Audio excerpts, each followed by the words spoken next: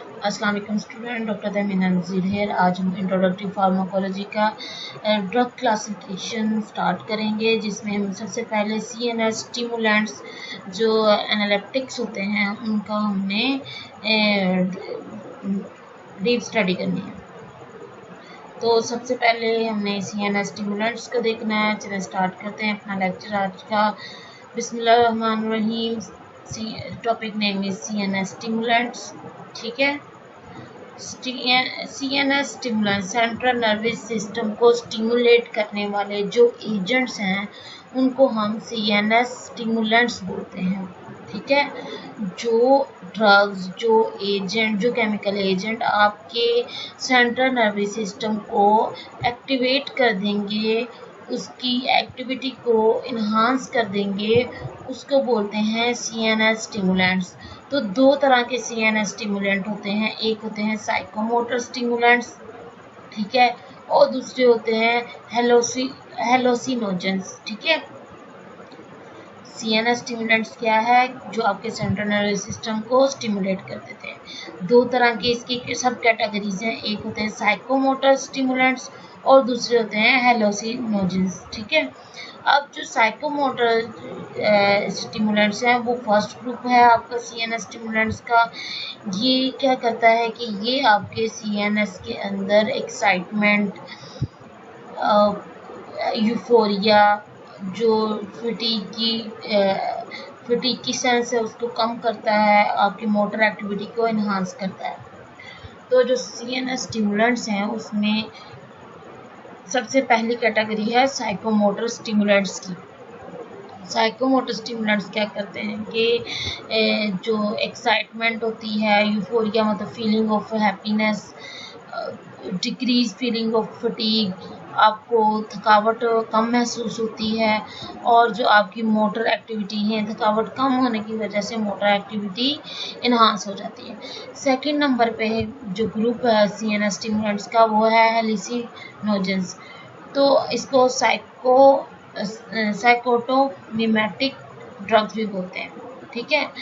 तो जो हेलोसिनोजेंस हैं उसका काम क्या है कि ये आपके जो थॉट का पैटर्न है और मूड का पैटर्न है उसको इफेक्ट करता है। कैसे कि ये डायरेक्टली इफेक्ट करता है आपकी ब्रेन स्टेम और स्पाइनल कॉर्ड पे, जिसकी वजह से जो थॉट का पैटर्न है और जो मूड स्विंग्स हैं, जो मूड के पैटर्न हैं वो चेंज हो जाते हैं। अब ये किस किस तरह करता है ये अपने इस पूरे लेक्चर में हम कवर करेंगे, जिसको मैंने फर्दर पार्ट्स में डिवाइड किया हुआ है।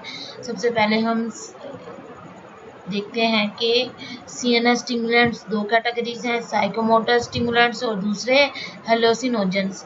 ठीक है। अब जो साइकोमोटर स्टिमुलेंट्स हैं इसको फर्दर इसकी सब डिवीजन्स हैं। उसमें कौन कौन सी ड्रग्स आ जाती हैं? मिथाइलजेंथीन्स आ जाते हैं, निकोटीन आ जाएंगे, वेरिनिक्लीन आ जाएंगे, कोकेन आ जाएंगे, एम्फेटामाइन आ जाएंगे, मिथाइलफेनाइडेट आ जाएंगे। तो ये सारी जो ड्रग्स हैं फर्दर आपकी साइकोमोटर स्टिमुलेंट्स की कैटेगरीज के अंदर इन्वॉल्व हैं। अब इन सब ड्रग्स क्या क्या फंक्शन है, क्या क्या मैकेनिज्म ऑफ एक्शन है, क्या क्या इसके साइड इफेक्ट हैं, किस तरह ये आपकी बॉडी के ऊपर जाके आपकी बॉडी इन ड्रग्स को किस तरह एब्जॉर्ब करती है, ये जाके आपकी बॉडी के ऊपर क्या असर करते हैं, इन सब का ये सारी चीज़ें हम one by one in drugs के ऊपर देखते हैं। ठीक है। तो हम क्लासिफिकेशन ऑफ ड्रग में सबसे पहले जो CNS स्टिमुलेंट्स हैं जो आपके सेंट्रल नर्वस सिस्टम की एक्टिविटी को इन्हांस कर रहे हैं, जो ड्रग्स, उनको देख रहे हैं। उनमें दो फर्दर सब कैटेगरी हैं। एक है साइकोमोटर स्टिमुलेंट्स, दूसरे हैं हेलोसिनोजेंस।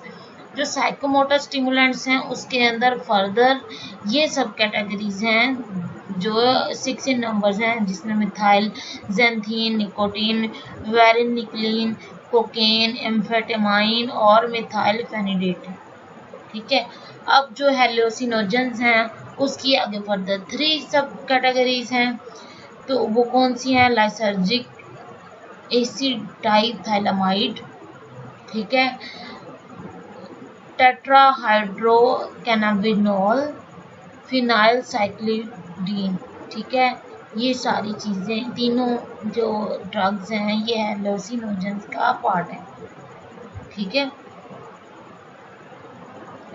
अब हम सबसे पहले मिथाइलजेंथीन जो कि साइकोमोटर CNS स्टिमुलेंट है उसकी बात करते हैं कि मिथाइलजेंथीन किन किन आपके डेली यूज़ के किन किन प्रोडक्ट्स में पाया जाता है। तो मिथाइलजेंथीन के अंदर थियोफाइलिन भी आता है। ठीक है,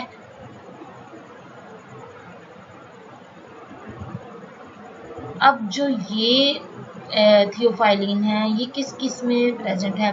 जब आप चाय पीते हैं, ठीक है, जब जो चॉकलेट पाउडर होता है, कोकोआ पाउडर, उसके अंदर थियोब्रोमीन है। कैफीन ले लें, कॉफ़ी के अंदर कैफीन की अमाउंट प्रेजेंट होती है। ये सारी क्या है? मिथाइलजेंथीन की फर्दर मॉडिफाइड फॉर्म है। तो मिथाइलजेंथीन के अंदर थियोफाइलिन आता है। ठीक है, ये हमारी डेली जो हम यूज़ करते हैं, चाय होगी, कॉफ़ी होगी, चॉकलेट हो गई या कोकोआ पाउडर हो गया, ये सारी जो चीज़ें हैं इन सब के अंदर क्या है कि स्पेसिफिक अमाउंट ऑफ मिथाइलजेंथीन या उसकी मॉडिफाइड फॉर्म या उसकी सब कैटेगरीज प्रेजेंट हैं। तो जो टी है उसके अंदर थियोफाइलिन प्रेजेंट है, जो थियोब्रोमीन है वो कोकोआ के अंदर प्रेजेंट है, कॉफ़ी में कैफीन प्रेजेंट है। अब ये जो कैफीन है ये सबसे ज़्यादा दुनिया में यूज़ होने वाली मिथाइलजेंथीन है। ठीक है, अब ये टी में, कोल्ड ड्रिंक में और चॉकलेट कैंडी और कोकोआ पाउडर में मौजूद होती है। अब इसका मैकेनिज्म ऑफ एक्शन क्या है? हम पढ़ें CNS के स्टिमुलेंट्स जो आपके CNS को स्टिमुलेट करते हैं।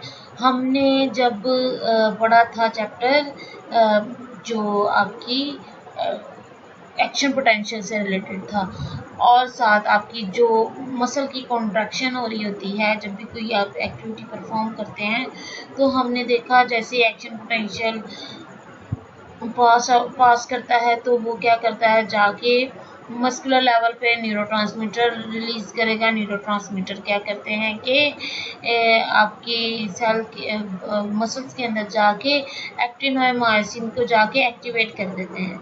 अब एक्टिन और मायोसिन कैल्शियम आयन की प्रेजेंस की वजह से क्या होते हैं, एक दूसरे के साथ अटैच हो जाते हैं। तो इसकी वजह से क्या हो रहा था, आपका मसल कॉन्ट्रैक्ट कर रहा था। अब जब ये मिथाइलजेंथीन आप इंटेक करते हैं तो क्या होती है कि जो एक्स्ट्रा सेलुलर कैल्शियम लेवल है वो क्या कर जाता है कि इंट्रासेलुलर मूव कर जाता है, उसकी कंसंट्रेशन डिस्प्रोपोर्शन हो जाती है उसमें, जिसकी वजह से जो मस्कुलर एक्टिविटी है वो भी इन्हांस हो जाती है। उसी की वजह से क्या होता है कि आपको फटीग कम महसूस होती है। Increase in cyclic adenosine monophosphate, cyclic गोनोसिन monophosphate. अब ये जो आपकी ATPs हैं, आपके ATPs के सब यूनिट्स हैं, वो क्या होते हैं कि इंक्रीज कर जाते हैं, क्योंकि ज़्यादा मस्कुलर एक्टिविटी की ज़रूरत है, ज़्यादा मसल एक्टिन मायोसिन ज़्यादा कॉन्ट्रैक्ट कर रहे हैं कैल्शियम आयन की प्रेजेंस की वजह से। तो ये जो आपकी साइक्लिक एडिनोसिन मोनोफॉस्फेट है, साइक्लिक गोनोसिन मोनोफॉस्फेट है, इसकी अमाउंट भी इंक्रीज हो जाती है। ठीक है, और तीसरे नंबर पे क्या है कि जो एडिनोसिन रिसेप्टर्स हैं जो कि आपकी पूरी बॉडी के अंदर प्रेजेंट है वो ब्लॉक हो जाते हैं।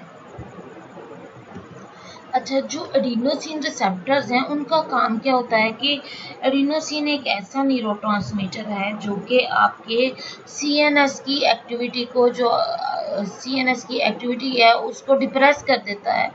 हमने पढ़ा कि जो मिथाइलजेंथीन है, जो CNS स्टिमुलेंट्स हैं, उनका काम क्या है, आपके CNS की एक्टिविटी को इन्हांस कर देना। अब जो जो फैक्टर आपके CNS की एक्टिविटी को डिक्रीज कर रहे हैं उनको ये क्या कर देगा, ब्लॉक कर देगा जाके।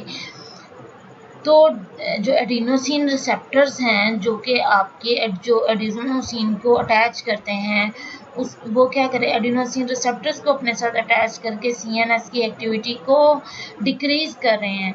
तो मिथाइलजेंथीन जाके क्या करेगा, उन रिसेप्टर्स को ब्लॉक कर देगा ताकि सीएनएस की कोई एक्टिविटी डिक्रीज ना हो सके। क्योंकि नॉर्मली क्या होता है कि जैसे ही आप सुबोड़ते हैं तो जो एडेनिन है और एडिनोसिन रिसेप्टर्स हैं वो क्या होते हैं, एक्टिवेट हो जाते हैं। और जो एडेनिन है वो क्या करता है कि आपके जो एडिनोसिन है वो जैसे जैसे आप कोई काम करते हैं तो उसकी अमाउंट इंक्रीज करती जाती है। ठीक, तो इसकी अमाउंट जब इंक्रीज करती है तो इसका क्या मतलब है कि ये आपकी जो सीएनएस की एक्टिविटी है उसको ये डिक्रीज कर रहा है। कैसे कि जैसे क्योंकि जो एडिनोसिन है आपके जो आपका स्लीप का साइकिल है उसको कंट्रोल कर रहा होता है।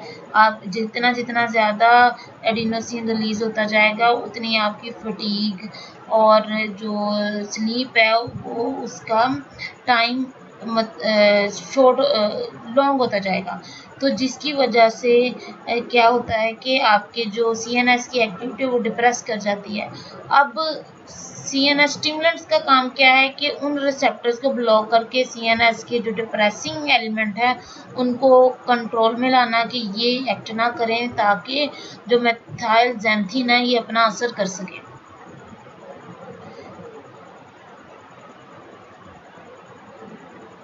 तो जो आप कैफीन वाले ड्रग्स वगैरह लेते हैं उसके अंदर मिथाइलजेंथीन की अमाउंट प्रेजेंट होती है।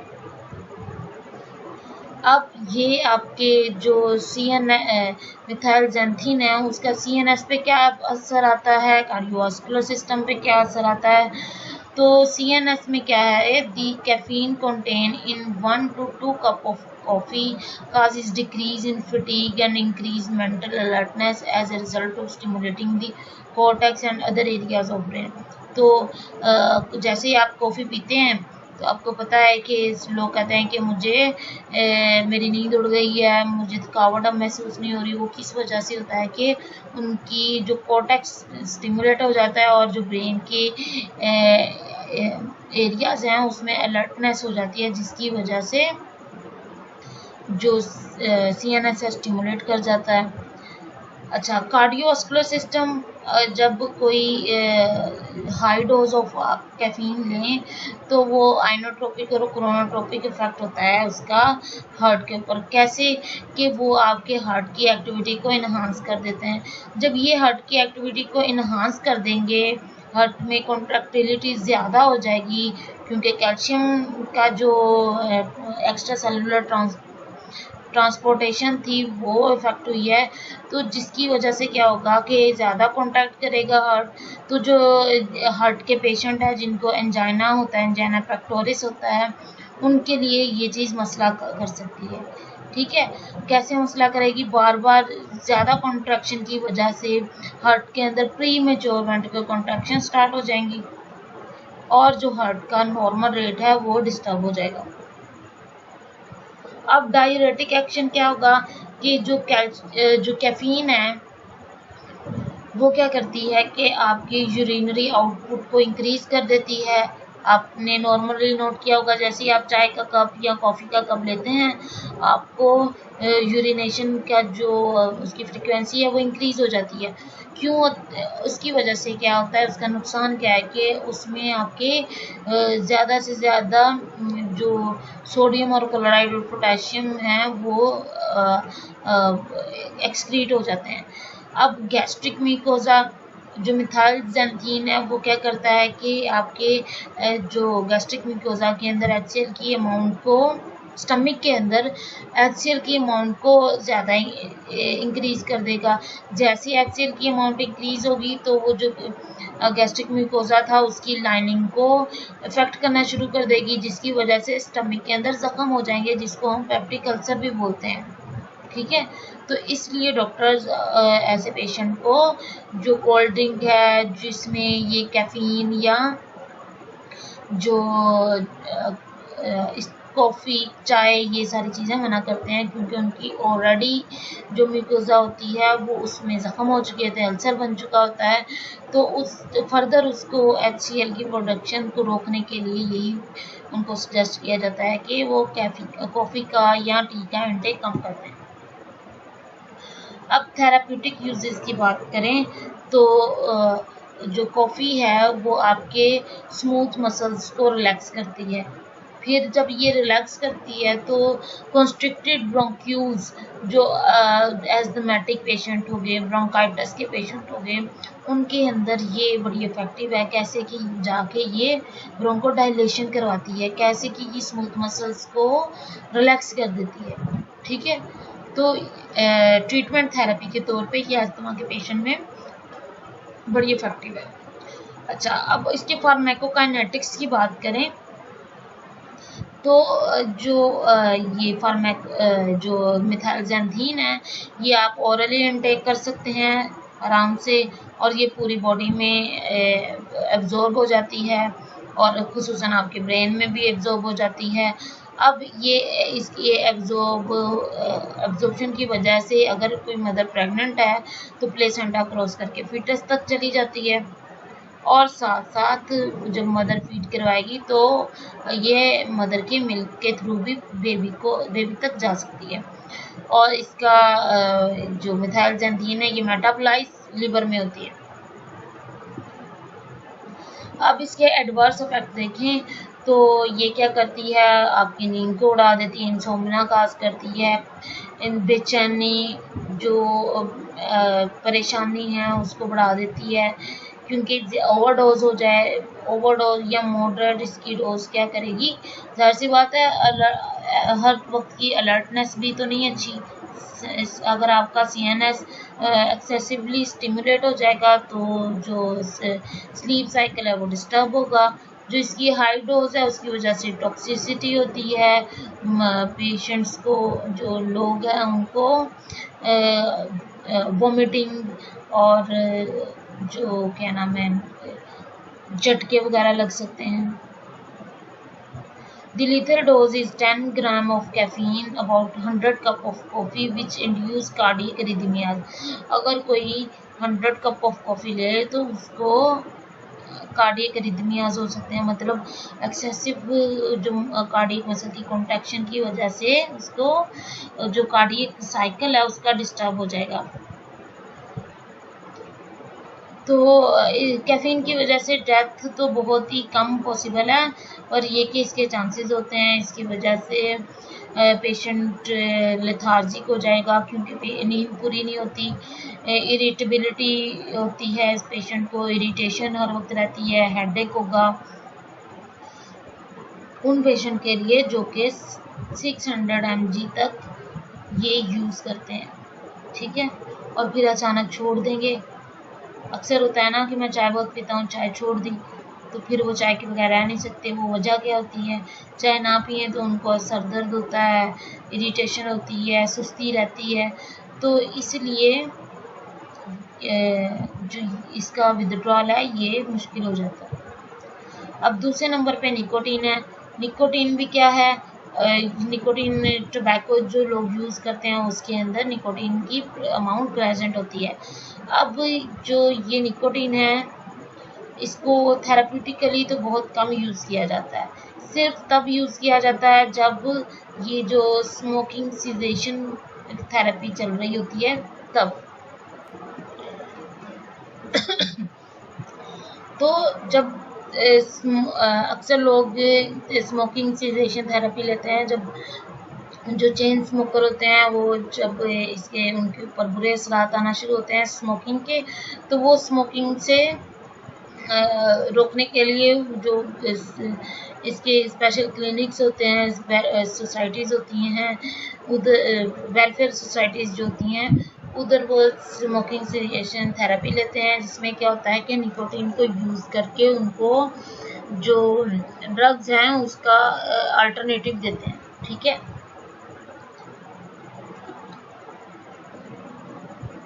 अच्छा, तो although this drug is not currently used therapeutically except in smoking cessation therapy, nicotine remains important because it is second only to caffeine as the most widely used CNS stimulant, and it is second only to alcohol as most abused drug.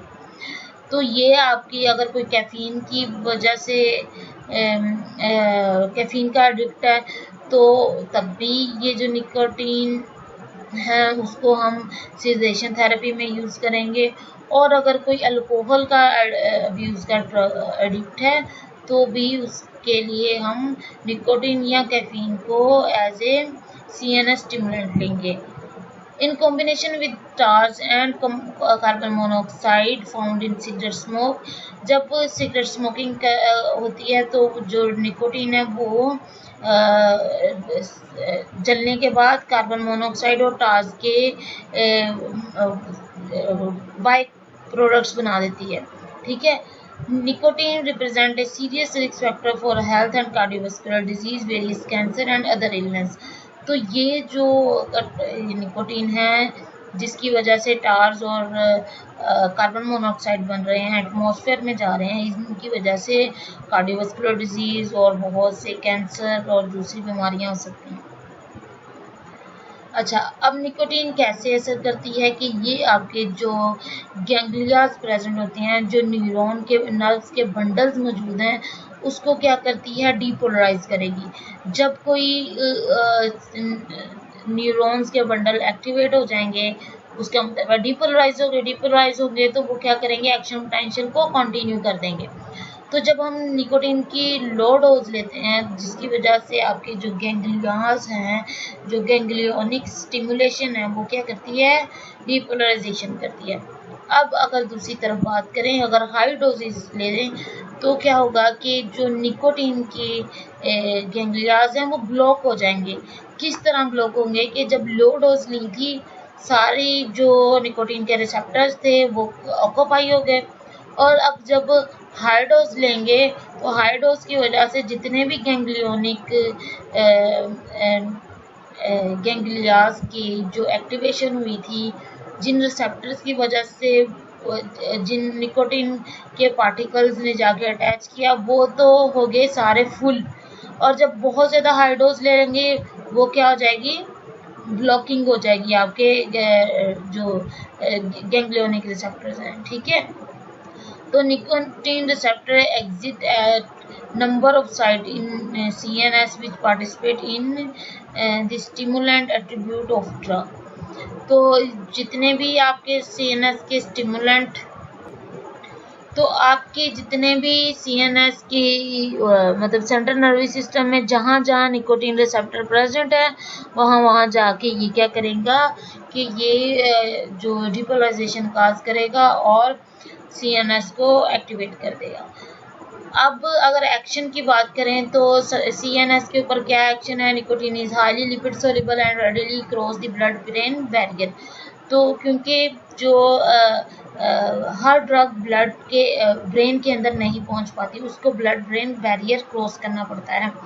तो अब वो जो blood brain barrier है जो nicotine है वो easily cross कर लेगी। तो इसी वजह से जो निकोटीन है वो क्या है, क्यों करती है वो क्रॉस, क्योंकि निकोटीन हाईली लिपिड सोल्यूबल है। Cigarette smoking or administration of low doses of nicotine produce some degree of euphoria and arousal as well as relaxation। अब जब कोई सिगरेट स्मोकिंग कर रहा है या लो डोज में निकोटीन ले रहा है तो उसकी वजह से क्या होता है कि उसको वो मेंटली रिलैक्स हो रहा होता है। क्योंकि जो इरिटेशन एजिटेशन उसको हो रही थी सिगरेट छोड़ने से या सिगरेट ना पीने की वजह से, तो वो जैसे जैसे लेगा, क्योंकि उसको आदत हो गई है, जैसे जैसे वो लेगा उसको वैसे वैसे प्लेयर मिलेगा, रिलैक्सेशन मिलेगी कि उसका जो माइंड है वो एक्टिवेट हो रहा है। Nicotine also is an appetite suppressant, इसकी वजह से भूख भी कम हो जाती है। अब बात करते हैं पेरिफेरल इफेक्ट्स की। आपके पूरे सिस्टम के अंदर जो निकोटीन है वो किस किस तरह एक्ट कर रही है। तो जो निकोटीन का इफेक्ट है वो बड़ा कॉम्प्लेक्स है। कैसे कि निकोटीन क्या करती है आपके, एक होता है सिंपैथेटिक नर्वस सिस्टम, एक होता है पैरासिम्पैथेटिक। इन दोनों का आपको पता है। सिंपैथेटिक नर्वस सिस्टम को एक्टिवेट होने के लिए सिंपैथेटिक गैंग्लिया को स्टिमुलेट करना पड़ता है, ठीक है। तो जैसे ही आपका stimulation of sympathetic ganglia as well as the adrenal medulla increases blood pressure and heart rate. जैसे सिंपैथेटिक एक्टिविटी होगी परफॉर्म तो आपका जो एड्रेनल मेडुला है वो भी एक्टिवेट हो जाएगा, जिसकी वजह से क्या होगा कि जो ब्लड प्रेशर है, जो हार्ट रेट है वो इंक्रीज हो जाएगा, ठीक है। Thus, use of tobacco is particularly harmful in hypertensive patient। अब जो पेशेंट, अब देखो हम क्या पढ़ रहे हैं, निकोटीन हम पढ़े हैं CNS के स्टिमुलेंट जिसमें हम निकोटीन पे आए हैं। निकोटीन क्या है कि वो केमिकल है जो कि टबैको के अंदर पाया जाता है। अब टबैको के या इनडायरेक्ट टबैको के या डायरेक्टली निकोटीन के आपकी बॉडी के ऊपर क्या असरात हैं। तो जैसे कोई पेशेंट या कोई भी बंदा जो निकोटीन ले रहा है उसके साथ क्या होगा कि उसका हार्ट रेट ज़्यादा हो जाएगा, उसका ब्लड प्रेशर ज़्यादा हो जाएगा, ब्लड जो प्रेशर, ये दोनों चीज़ें ज़्यादा हो जाएंगी अगर एक नॉर्मल बंदा ले रहा है, ठीक है।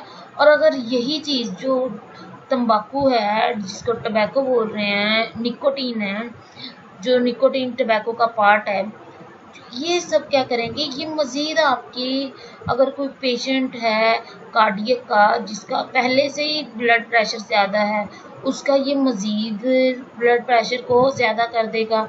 मज़ीद ज़्यादा करेगा तो उसमें क्या हो जाएगा, कार्डियक अरिथमियास प्रोड्यूस हो जाएंगे उस पेशेंट में। तो इसलिए जो कार्डियक पेशेंट है उनको ये जो स्मोकिंग है उसको स्टॉप करना चाहिए, ठीक है। अगर उसके एडवर्स इफेक्ट आ रहे हैं तो उनको उसके जो स्पेशल उसका ट्रीटमेंट प्रोटोकॉल होती है, सीडेशन थेरेपी होती है, वो लेनी चाहिए। तो जो बेसिकली इसका मैं बताना क्यों चाह रही हूँ, क्योंकि जो आपके निकोटीन है ये बहुत ज़्यादा एक्सेसिवली यूज़ होती है यंगस्टर में, और जो अक्सर लोगों को बचपन से ही आदत होती है, लाइक जैसे वो 9th मैट्रिक 9th 10th में होते हैं, सोसाइटी अपनी कंपनी की वजह से, वो अपने दोस्तों की वजह से वो इस बैड हैबिट में इन्वॉल्व हो जाते हैं। अब उस टाइम तो इसके कोई असरात नहीं होते, ये आहिस्ता आहिस्ता इसकी वजह से इसके लिए जो बॉडी होती है वो इफेक्टिव होती है। तो जैसे जैसे बॉडी के ऊपर इफेक्ट आता है इसका, तो तब उस चीज़ के लिए आपको मेंटली प्रिपेयर होना होता है कि अगर ये अभी कोई असर नहीं कर रही तो ये फ्यूचर में आपको कार्डियक पेशेंट बना देगी, ब्लड प्रेशर का इशू हो जाएगा, आपकी जो ब्लड वेजल्स हैं उसकी जो इलास्टिसिटी है वो कॉम्प्रोमाइज़ हो जाएगी, जिसकी वजह से ब्लड प्रेशर कंट्रोल में नहीं आएगा। तो इसलिए जो ऐसी जो हैबिट है वो आपका फ्यूचर स्पॉइल कर सकती है। अच्छा, for example nicotine induced vasoconstriction can decrease coronary blood flow adversely affecting a patient with angina. अब जो निकोटीन है वो क्या करेगी, आपकी वैसोकंस्ट्रिक्शन करवा देगी। वैसोकंस्ट्रिक्शन करवाएगी तो क्या होता है कि ब्लड फ्लो कम हो जाएगा, ब्लड फ्लो कम होगा तो हार्ट को ब्लड जा नहीं सकेगा, जिसकी वजह से फर्दर पेशेंट का कार्डियक इशू आ जाएंगे। Stimulation of parasympathetic ganglia also increase motor activity of ball. अगर पैरासिम्पैथेटिक गैंग्लिया एक्टिवेट हो गया है तो उसकी वजह से क्या होगा कि जो उसकी इंटेस्टिनल मूवमेंट है वो क्या हो जाएगी, इनहांस हो जाएगी। At higher doses blood pressure falls and activity ceases in both the GIT tract, bladder, musculature as the result of nicotine induced block of parasympathetic ganglia. अब क्या होता है कि जब एक्सेस डोज ले लें किसी भी चीज़ की तो वो क्या कर देती है कि वो उसी सिस्टम को ब्लॉक कर देती है, क्योंकि पहले से जो पहले लो डोज थी उसने तो सारे रिसेप्टर्स को ऑक्यूपाई कर लिया था, ठीक है। अब अगर बहुत ज़्यादा हाई डोज लेते हैं तो वो क्या करेंगे, फर्दर इसकी जो पैरासिम्पथेटिक गैंग्लिया की एक्टिविटी है उसको स्टॉप कर देंगे। पैरासिम्पथेटिक गैंग्लिया की एक्टिविटी स्टॉप होगी तो आपका क्या होगा, ब्लड प्रेशर डिक्रीज कर जाएगा, आपकी जीआईटी की एक्टिविटी जो इन्हांस हो रही थी वो डिक्रीज कर जाएगी, आपका ब्लेडर का मस्कुलेचर जो है उसकी कॉन्ट्रैक्शन कम हो जाएगी। अगर फार्माकोकाइनेटिक्स की बात करें तो निकोटीन क्या है, वो भी हाईली लिपिड सोलेबल है। जैसे हमने अपना फर्स्ट ड्रग का पढ़े थे वो भी लिपिड सोलेबल थी, ये भी हाईली लिपिड सोलेबल है, जिसकी वजह से क्या होगा कि ये ब्लड ब्रेन बैरियर को क्रॉस कर लेगी। अब ब्लड ब्रेन बैरियर को क्रॉस करने के अलावा इसमें ये बात बताई हुई है कि ये आपका जो आप इसको ओरली ले सकते हैं, आपके लंग्स के अंदर इजीली एब्जॉर्ब है, जीआईटी म्यूकोसा में, स्किन में ये इजीली एब्जॉर्बेबल है। अब इसके अलावा ये प्लेसेंटल मेम्ब्रेन को क्रॉस करती है, मदर की जो मिल्क है उसके अंदर भी प्रेजेंट होती है और जाके बेबी को भी इफेक्ट करती है। अब अगर कोई पेशेंट जो पर्सन टबैको स्मोकिंग कर रहा है तो अगर उसकी एवरेज अमाउंट पर डे के लिहाज से 1 to 2 mg है, क्योंकि अगर कोई एक सिगरेट पीता है तो 1 से 2 mg की जो निकोटीन है वो आप अपनी बॉडी के अंदर ले रहे होते हैं, ठीक है। अगर 1 to 2 की बजाय अगर एक चेन स्मोकर 30 सिगरेट एक दिन में पी जाता है तो इसका क्या मतलब हुआ कि उसने 60 mg की निकोटीन एक दिन में अब्जॉर्ब कर ली। तो ये चीज़ जो है क्या करेगी, बहुत ज़्यादा इफेक्ट करेगी आपके ओवरऑल बॉडी के ऊपर। अब जो निकोटीन है वो उसकी क्लियरेंस कैसे होती है बॉडी से, लीवर और यूरिनरी एक्सक्रीशन के थ्रू। अब इसके लिए टॉलरेंस भी प्रोड्यूस हो जाती है और ये जो टॉलरेंस है ये वेरी शॉर्ट टाइम के अंदर डेवलप हो जाती है, within days to week. अच्छा, अब सीएनएस के ऊपर इसका एडवर्स इफेक्ट क्या है, तो जो निकोटीन है एक्सेस अमाउंट में अगर ली जाए तो ये इरिटेबिलिटी और ट्रेमर्स पैदा कर देती है, पेशेंट को cramp, intestinal cramps, diarrhoea, heart rate increase होता है, ब्लड प्रेशर इंक्रीज हो जाता है, ठीक है। अब अगर कोई पेशेंट इस चीज़ का एडिक्ट हो गया है निकोटीन का और वो फिजिकली इसके ऊपर डिपेंड करना शुरू हो गया है, उसके विदड्रॉल के लिए जब विदड्रॉ करता है वो इस निकोटीन को, मतलब कि निकोटीन लेना छोड़ देता है, स्मोकिंग छोड़ देता है, टबैको यूज़ छोड़ देता है, उसकी वजह से क्या होता है कि पेशेंट को बेचैनी होती है, restlessness, anxiety, difficulty concentrating, headache, insomnia. तो ये सारी मतलब नींद ना आना, सर दर्द, किसी चीज़ की तरफ तवज्जो नहीं दे पाता, भूख नहीं लगती, ये और पेट में दर्द रहता है। तो ये सारी चीज़ें क्या होती हैं कि आपके जो निकोटीन का इनटेक आपने लिया है एक्सेसिवली, उसका अगर हम स्टॉप करें तो ये सारी चीज़ें एज ए साइड इफ़ेक्ट नज़र आती है। तो अब बात करते हैं वेरेनक्लिन की। तो वेरेनक्लिन क्या है कि ये एक पार्शियल एगोनिस्ट है। अब जो पेशेंट, अब इसका मैं देखें जो हमने पहले पढ़े निकोटीन, वो क्या था, ये फुल एगोनिस्ट था, वो टोटली जाके अटैच हो जाता था निकोटीन रिसेप्टर्स के साथ आपके सीएनएस के अंदर। अब जो वेरेनक्लिन है वो क्या है कि ये पार्शियल रिसेप्टर है। अगर हमने निकोटीन का जो यूज़ था उसको हमने सीजेशन थेरेपी करवानी है तो हम उसके लिए वेरेनक्लिन यूज़ कर सकते हैं। क्यों? क्योंकि ये पार्शियल एगोनिस्ट है, ठीक है। अब जो क्योंकि निकोटीन फुल एगोनिस्ट था और वेरेनक्लिन पार्शियल एगोनिस्ट है तो ये जाके कम इफेक्ट शो करता है बनिस्बत हमने पढ़ा था फुल एगोनिस्ट, पार्शियल एगोनिस्ट। तो जो फुल एगोनिस्ट थे वो क्या कर देते थे, 100% एफिकेसी शो करते थे, और जो पार्शियल एगोनिस्ट थे वो क्या करते थे, वो नॉर्मल से कम अपनी एफिकेसी शो करते थे, ठीक है। एफिकेसी मतलब कि वो अपना जो ट्रीटमेंट का उसने रिस्पॉन्स देना था वो कम देते थे। अब अगर हम वेरेनक्लिन निकोटीन के जो सीजेशन थेरेपी है उसमें देंगे तो क्या होगा कि ये अपना कम रिस्पॉन्स शो करेगी, ठीक है।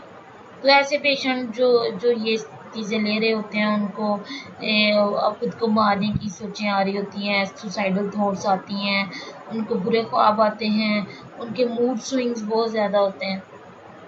ठीक है, तो ये आज का हमारा लेक्चर था। नेक्स्ट ड्रग्स हम नेक्स्ट लेक्चर में कवर करेंगे। हम पढ़े थे CNS स्टिमुलेंट्स, जिसमें हमने निकोटीन देखा, वेरेनिक्लिन देखा और मिथाइलजेंथीन देखा। ठीक है, अब जो बाकी की ड्रग्स हैं कोकेन, एम्फेटामाइन और मिथाइलफेनिडेट, ये हम नेक्स्ट लेक्चर में कवर करेंगे।